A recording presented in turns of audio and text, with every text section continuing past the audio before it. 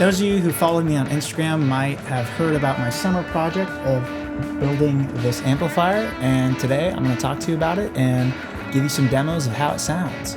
This amp is based off of a 1964 Fender Princeton Reverb amp circuit. I got a kit from a company called Mojotone, so I did this over the summer, soldered all the components in the chassis, wired it up, and then I tried my best to make an enclosure for it. So I wanted to turn this into a head because I actually don't own any amp heads, and I thought it'd be cool to make an amp head and a cab.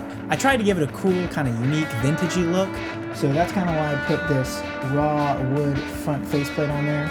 And I know I didn't get it perfectly square, perfectly symmetrical, so maybe one day I'll replace it and try and make it look a bit nicer, but for now I just called it good, and I'm very happy with how it turned out.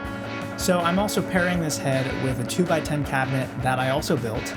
I got two speakers from a company called Warehouse Speakers. These are the 10-inch veterans. I thought to kind of keep the same Princeton idea, I'd go with 10-inch speakers, especially since I've heard in the studio sometimes 10 inches can give a little bit more punch. And I thought having two of them would also kind of give that beef for live use as well. So for these demos, I'm going to showcase the differences between different volumes, reverb settings, and tremolo settings.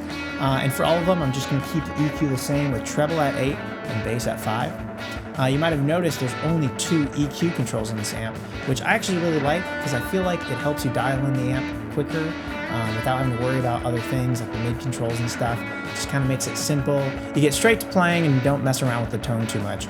So without further ado, let's just hear this thing.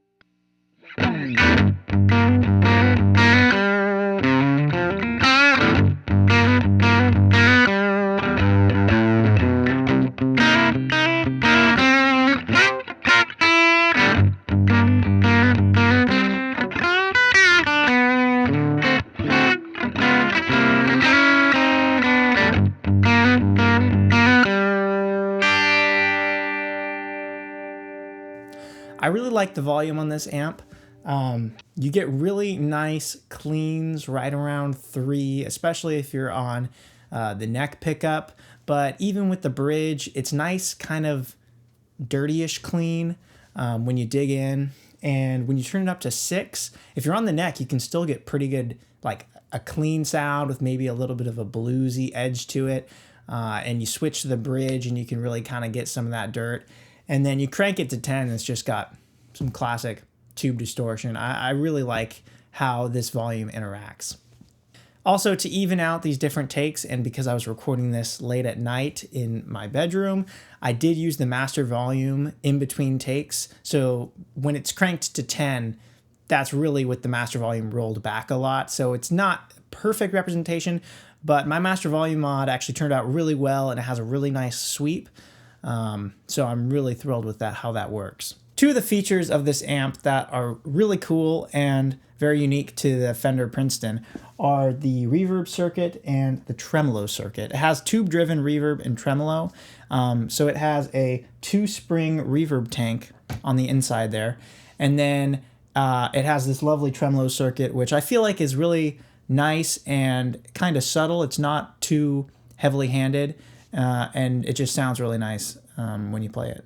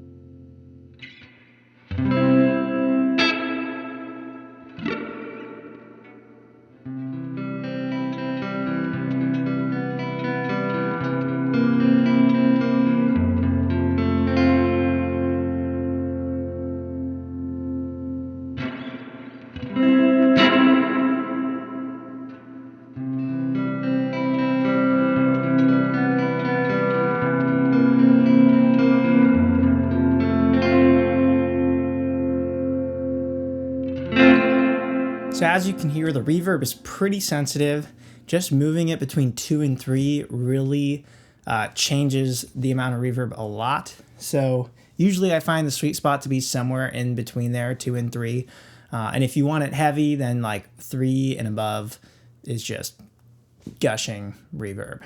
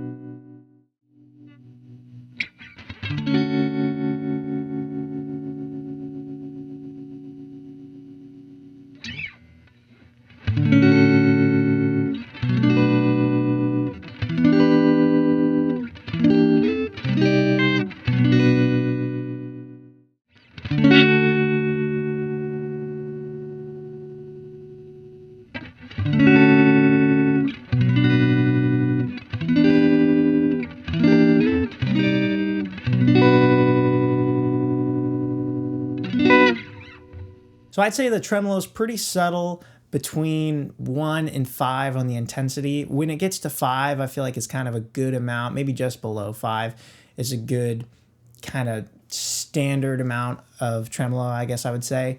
When you get to 10, obviously it's very cranking, but even at 10, it's not as crazy as something you might get with like a pedal. So I didn't just build any old regular Fender Princeton. I actually did add a couple of modifications to this amp. So the first mod that I made to this amp was a master volume circuit. And I love having master volumes. I think it makes the amp more versatile, and it also helps me play it at home without making my ears bleed. The second mod I did was what's called a raw switch. I just found this mod online and I thought it'd be a really cool addition since it was also very easy to do. Essentially what the raw switch does is it just eliminates the tone stack portion of the circuit, which in turn ups the gain a lot and actually bypasses all these tone knobs. So when the raw switch is engaged, the treble and bass actually don't do anything, but it still has a good kind of EQ curve to it, and it makes the amp respond more like a tweed Fender amp and just overall ups the gain. I really like cranking the amp to 10 and turning the raw switch on and just getting some gnarly, fuzzy tube distortion. I think it's a really cool sound and can be really used in a lot of cool different applications.